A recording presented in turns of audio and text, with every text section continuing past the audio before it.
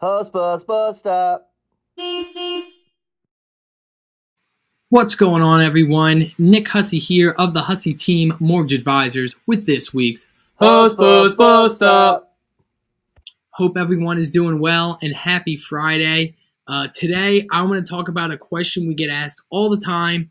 Does it make sense to buy down my interest rate? Does it make sense to pay points or pay a fee at closing to get a lower interest rate and a lower payment? So I wanted to look at that today. Before I jump into that, I kind of wanted to touch on what rates are, how we get the rates, what rates are available to you when you're looking at a mortgage. So let me touch on that quick, a little background. I'm going to show you how you can do on your own and calculate break-even points to see if it makes sense to buy down your rate, all right? So I know my brother JP touched on this a little bit in another bus stop, but I'm going to hit again, give us a little background so we can jump in here. So what I have on our screen right now, this is from one of our lender sites, and these are how we generate specific rate sheets for each scenario. So the scenario I got going right now, a $450,000 purchase price, $360,000 loan amount, so that's 20% down. That's the 80% LTV. It's a primary residence, single-family home with a 740 credit score. So I click this little button, I already clicked it, and this gives us the rate sheet for this scenario, right? Now, these aren't the exact rates of today. It's going to change from person to person. There's so much that go into interest rates. I'm not going to touch on that too much. I'm just going to show you what rates are available and what you're seeing. So people will call in and they'll say, hey, what is your rate today? Now, that's a loaded question because there's not really one rate, all right? As you can see, all these rates are available. So this far left are all the interest rates available for this scenario. So it goes from a 3.750 all the way down to a 6.875, all right? So what it is there's a par rate, which is this $0 one. Here's the dollar amount, what does it cost for each rate. Or you can pay for a lower interest rate, all right? So all these rates are available. It just depends if you want to pay more for a rate, or you can even take a higher rate for a credit, all right? So I'm going to break this down a little more. A far left here is the interest rate. So like I said, there's a 3.75 all the way to a 6.875. All these rates are available. If you go to the fourth column here, this dollar amount, this is the cost for each rate, all right? So you can see 3.75 is going to cost you $14,169. The 4 1/4 is going to cost you $4,734. Here's our par rate, which means you're not paying anything. You're not getting a credit back for the rate. That's 4.503. So that's our par rate. You're not paying anything for that rate. And then, as I said, you can even take a higher rate, like this 4.875. You could take this, and you will get a credit back on this rate for $4,208.40. So a lot of people don't realize you can actually take a higher rate and get money back. We see people do that all the time. If they're looking, maybe they want money for furniture after they close in the home. Maybe they just want to save some additional cash. Maybe they didn't have enough money for closing, so they need to take a higher rate to get some cash back. So that's always an option, too, that you want to look at. And the last thing I want to point out here is just the payment at the end. So here's the principal and interest payment on the side that goes with each rate, all right? So we got the interest rate, how much it costs for each rate, and the payment. Those are the 3 buckets we're going to need to look at. Does it make sense to buy down the rate? And does it make sense looking at break-even points, okay? So let's jump into there. I'm going to slide us over to our slideshow here. So here again are 2 options that I'm going to look at, all right? Our par rate and buying down the rate, all right? So I'm going to compare these 2 and see if it makes sense. Now, I pulled these straight from that rate sheet we were just looking at. So here's our par rate, that 4.503. And again, the par rate means you're not paying anything for the rate, all right? So the rates that's going to cost you $0 at closing. Oops, sorry, I'm jumping ahead. It's going to cost you $0 at closing, all right? That gives us a monthly payment of $1,824.71 a month, all right? Now we're going to see, does it make sense to buy down the rate? So we're going to buy down the rate to a little bit, 4.250%. Now, since you're getting the lower rate, it's going to cost you. So you're paying some points or the fee for the rate of $4,734. That's a one-time fee at closing, okay?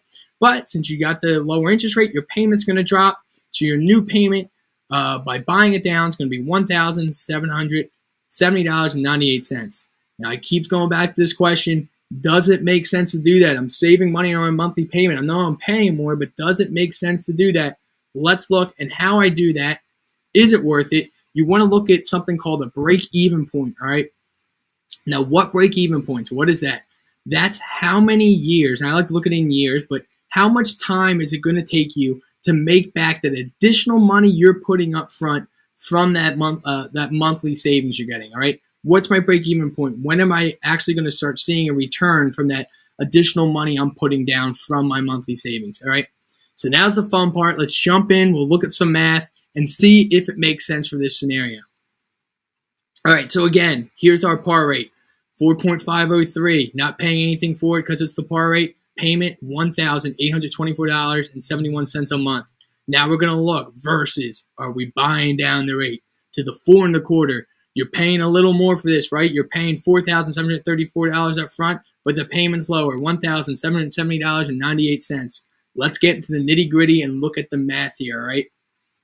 So to start, and you can do this with any of your scenarios as long as you have how much it costs for the rate, the interest rate, and what the payment's going to do. You can do this at home with anything you're looking at if you're looking at your own mortgage, all right? So first, what you want to do, you want to take how much the points are for the lower rate, all right? How much are you buying it down? So $4,734, right? You take that number first. You're going to subtract how much it costs for the higher rate that you're not buying down. Luckily, we're using easy numbers here. We're using the par rate, so that's $0. I'm subtracting out 0. If this was $50 or $100 or $1,000 for this rate, you subtract that from there. So I'm just subtracting 0. So that gives you $4,734. That's how much you're going to pay up front for this lower rate, all right?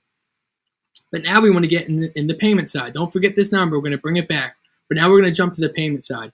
So take the higher payment of the two to start. So that's going to be the par rate because it's the higher interest rate, right? So I'm taking the $1,824.71.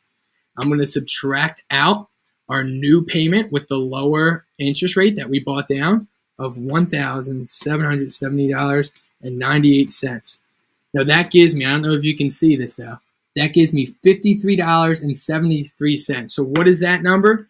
That is your monthly savings with the lower rate, all right? That's how much you're going to be saving a month, $53.73. Now, I like to look at break-even points in terms of years. It just makes more sense to me to look at it in years than months. So that's why I multiplied that number, that $53.73, by 12, and that gives me this number here, $644.76. That is your yearly savings from buying down the rate, all right? Now, here's how we get the break-even point.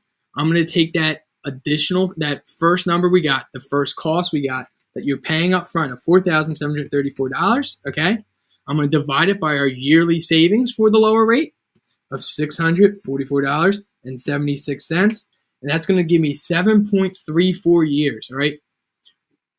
And what that number is, I just said I gave it away, years. That's how long it's going to take you to make back this additional money you're spending up front with the savings you're getting, all right? So it's going to take you 7.34 years to make back that $4,734 by taking the lower rate, all right? Now, this is where you got to start thinking and get with your loan officer and start making an educated call here. Do you think you're going to be in that home in 7.34 years? Do you think you're going to be in that loan in 7.43 years? Let's say this is a starter home. You're only going to be in that home for 5 years and you plan to move out after that. Then it does not make sense to buy down this rate because that's just wasted money. You're never going to make that money back because you're going to be out of the home in 5 years before you make back this full total of $4,734. So you should not buy down the rate there. Let's say you come to me, hey, Nick, I'm going to be in this home for 30 years. I already know it, the full term of the mortgage. And I'll be like, hey, maybe it does make sense to buy down that rate, okay? You also want to think with this additional money that you're planning outside, maybe you invest that somewhere as well. Because make the money work for you. Because if it's sitting, you already paid up front, you can't invest it. Yeah, you got the lower payment, but that's just wasted money from the jump, you know? So what we're seeing a lot and what we're advising, and I did a big sigh there because there's a lot that goes into it thinking about it, all right? I'm just thinking about all the scenarios I went through with people.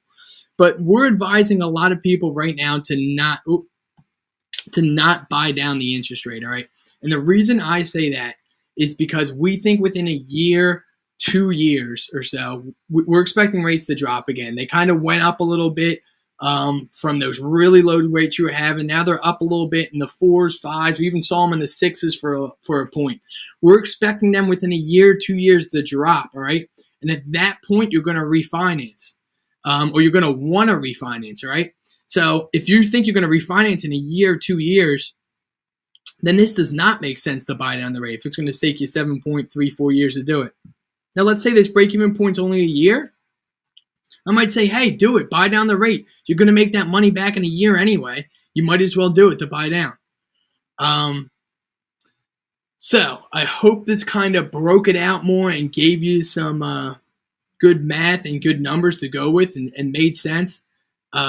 Take a look at your own loan when you're looking at this and kind of look at break-even points. I think it's a fun, easy way to kind of figure out, does it make sense, does it not make sense? As always, if you guys need anything at all, hit up the Hussey team, hit up myself, hit up JP. We're here to help you out and put you in the best spot. Thanks so much. Have a great weekend. Enjoy it all. Hussbus, bus stop.